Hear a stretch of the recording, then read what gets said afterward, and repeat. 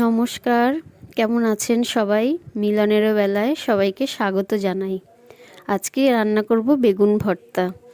এইভাবে বেগুনটাকে সরু সরু করে কেটে লবণ আর চিনি মাখিয়ে নেব। এবার কড়াইয়ে তেল গরম হলে বেগুনগুলো সব ছেড়ে দিলাম এর মধ্যে।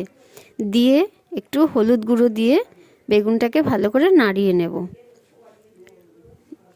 এইভাবে নাড়াচাড়া করতে করতে বেগুনটা যখন মরে আসবে তখন তুলে নেব, তুলে একটা পাত্রে রেখে নেব। একটু বেগুনটাকে তুলে কড়াইয়ে একটু তেল দিলাম, দিয়ে তার মধ্যে একটু কালো জিরে ফোড়নে দিলাম, দিয়ে এবার সর্ষে বাটা, সর্ষের সাথে লঙ্কাটাও বেটে নিয়েছিলাম, সেই লঙ্কা বাটা সর্ষে বাটা একসাথে মিশিয়ে বাটা সেটাকে দিয়ে দিলাম।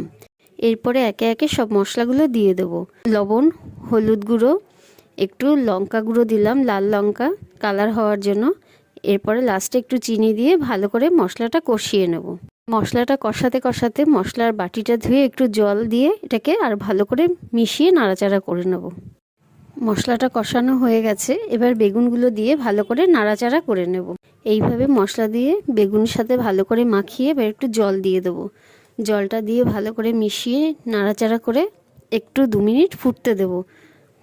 দেখুন এবার ফুটে কি সুন্দর গায়ে গায়ে মাখা মাখা হয়েছে ব্যাপারটা। এবার কাঁচা তেল ছড়িয়ে নামিয়ে নেব।